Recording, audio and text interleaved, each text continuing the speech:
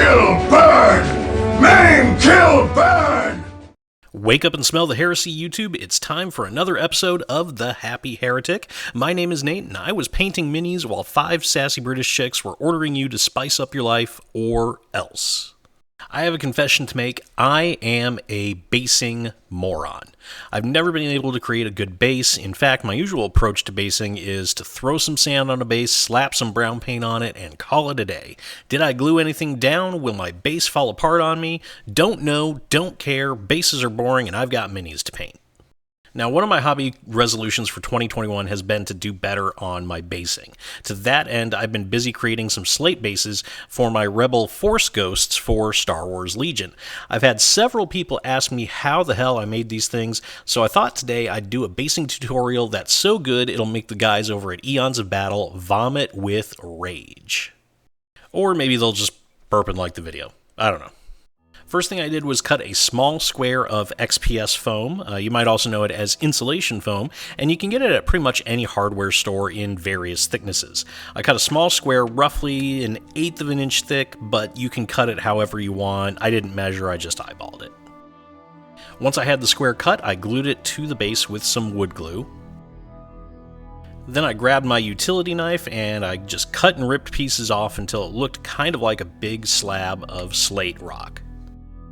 There was a little bit of space around the rock, so I slapped some texture paste I got from Huge Miniatures on there to give it some texture. The top of the foam slab was a bit too smooth for my tastes, so I spread a layer of super glue over the top. Now the super glue is going to melt the foam just enough while it dries to give it a nice rough texture and make the foam look a little bit more like rock. Next, I painted the foam with some Mod Podge mixed with black paint. This is going to help seal and protect the foam so I can prime the base.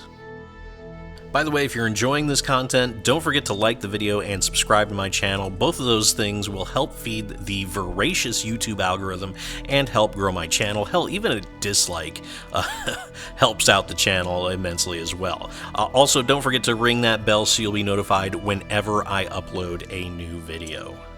After a quick prime with some Wraithbone, it was time to paint the base. I started by hitting the slab with a layer of Basilicanum Gray. Next, I dry brushed the stone with some Vallejo Wolf Gray, followed by a very light dry brush with some Army Painter Matte White. Then I did some edge highlighting with some more Wolf Gray.